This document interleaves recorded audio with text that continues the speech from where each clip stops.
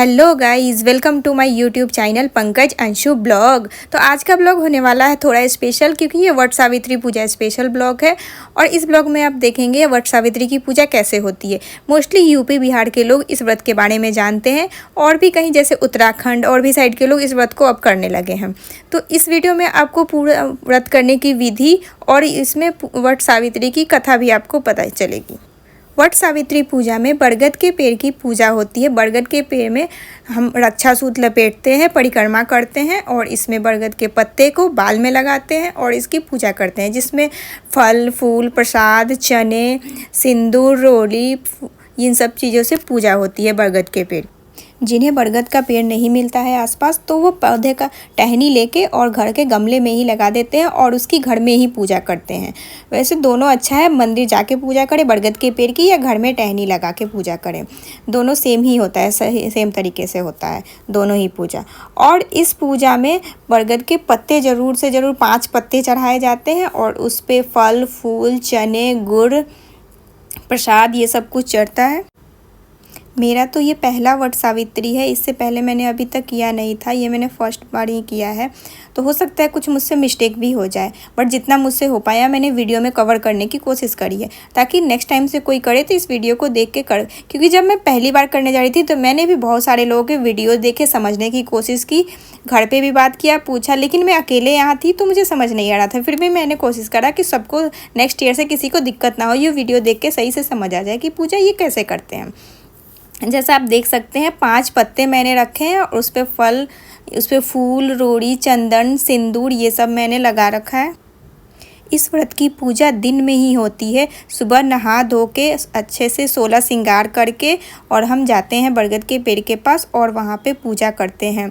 और उसके बाद हम पानी पी सकते हैं, फल वल खा सकते हैं और पूरे दिन फिर हम वैसे ही रहेंगे। तो आप देख सकते हैं यहाँ कितने सारे धागे लपेटे गए हैं बरगद के पौधे में। और ये काफ़ी पुराना वृक्ष है जो कि बहुत ही बड़ा था, और ये हमारे घर के पास ही नज़दीक एक मंदिर है, वहीं पे ये बरगद का पेड़ था। इस पूजा में हम सुहाग की चीज़ें चढ़ाते हैं, शगुन का, जैसे चूड़ी बिंदी सिंदूर साड़ी पंखा। और हाँ, बांस का पंखा इस पूजा में हम जरूर चढ़ाते हैं। बांस के पंखे का काफ़ी महत्व है इस पूजा में, जो कि हम भगवान को पंखा जलते हैं और उसके बाद घर पे आके हम अपने पति को इस पंखे से जलते हैं।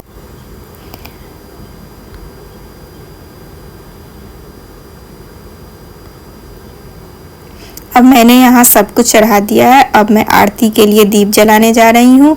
दीप जलाने के बाद अब मैं यहाँ पे बरगद के पौधे की आरती करूँगी और सावित्री भगवान की भी यहाँ पूजा होती है। और इसके बाद हमने यहाँ पे कथा सुना था, सावित्री माता का कथा, जो एक पंडित जी अपनी किताब में पढ़ दिए थे और हमने वहाँ पे सुन लिया।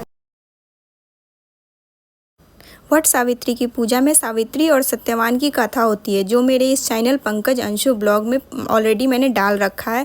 इसके बाद जो नेक्स्ट वीडियो है वो हमारी कथा की है, तो आप अगले साल से व्रत में कथा इस वीडियो के थ्रू भी सुन सकते हैं और देख सकते हैं कि पूजा की विधि कैसे और क्या करनी है। वट सावित्री की पूजा जब पहली बार करते हैं तो ये शगुन की चीज़ें सब मायके से आती है, जैसे कि मैंने पहन रखी है साड़ी चूड़ा सिंदूर बिंदी आलता बिछिए, और ये दुपट्टा जो मैंने ले रखा है ज़्यादातर लोगों का मायके से ही आता है, नहीं तो हम अपना भी ले सकते हैं।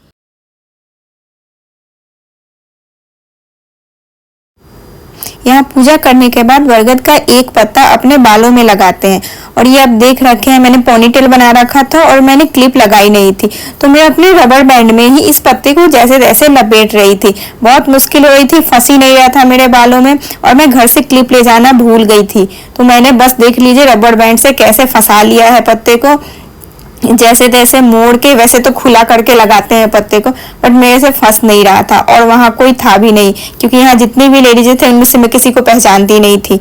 सो मैंने खुद से ही जैसे जैसे लगा लिया इसको। और उसके बाद अब मैं परिक्रमा स्टार्ट करूँगी, तो उसके रक्षा सूत बांध के और फिर मैं यहाँ की परिक्रमा अच्छे से शुरू करूँगी।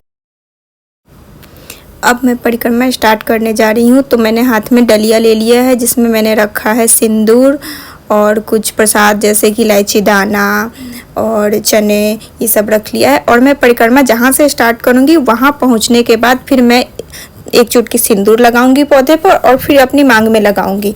और उसके बाद ऐसे ही जितनी परिक्रमा करनी है हर एक बार सेम टू सेम मैं रिपीट करती जाऊंगी। सब पूजा करने के बाद हम सब महिलाएं परिक्रमा करना स्टार्ट कर दी थी। और ये अपनी मर्जी से होता है, 5 करें, 11 करें, 25 करें, जितना भी अपनी मर्जी होती है, अपनी श्रद्धा होती है उतनी हम परिक्रमा कर सकते हैं। मैंने तो सिर्फ 5 ही किया था और उसके बाद मेरा धागा फिनिश हो गया, फिर मैंने उसे वहीं पे बांध दिया था। बाकी महिलाएं 11 बार परिक्रमा कर रही थी और मेरा हो गया था कंप्लीट। उसके बाद ये देख सकते हैं आप, ये बरगद का पेड़ काफ़ी पुराना है। मुझे तो लगता है कि ये आई थिंक 50-60 साल पुराना तो पेड़ होगा ही, बहुत बड़ा था और पूरे। इसके बाद मैंने बरगद के पेड़ पे जल चढ़ाया और जल चढ़ाने के बाद फिर मैंने वहाँ पे पंखा लिया और उसके बाद पंखे से हवा करने लगे। मैंने बाकी लोगों को देखा कि सब लोग पंखे से कर रहे थे, तो उसके बाद मैंने भी पंखे से ऐसे कर दिया। और वहाँ पे कुछ कॉमेडी चल रही थी कि ऐसे भगवान से हम मांगते हैं कि ऐसे पंखा से हाँकने से पति का दिमाग शांत रहे, ये पूजा उसी के लिए। इसलिए सारी लेडीजें बोल के हंस रही थी, तो मैं भी उसमें हंस रही थी कि अच्छा मेरे भी पति का गुस्सा शांत रहेगा। ये सब करने के बाद फिर हमने अपना अपना वहाँ से शगुन का जो भी चढ़ाया हुआ था, शगुन का सामान, वो सब उठा लिया। और उसमें 2 शगुन के सामान चढ़ते हैं, एक शगुन का पंडित जी को दान हो जाता है और एक हम खुद के लिए रख लेते हैं। इसमें चूड़ी, सिंदूर, बिंदी, आलता, मेहंदी और भी जो भी शगुन की चीज़ें होती है वो सब डालनी होती है। फिर लास्ट में मैंने वहाँ पे क्या किया, फिर पूजा करने के बाद बरगद के पेड़ को हग करते हैं। जैसे हम किसी इंसान से गले मिलते हैं वैसे हम पेड़ को भी गले मिलते हैं पूजा करने के बाद। तो मैं अब वही करने की कोशिश कर रही थी क्योंकि पेड़ काफ़ी दूर था, इन किनारे पे चबूतरे बने हुए थे और मैं वहाँ तक पहुँच नहीं पा रही थी।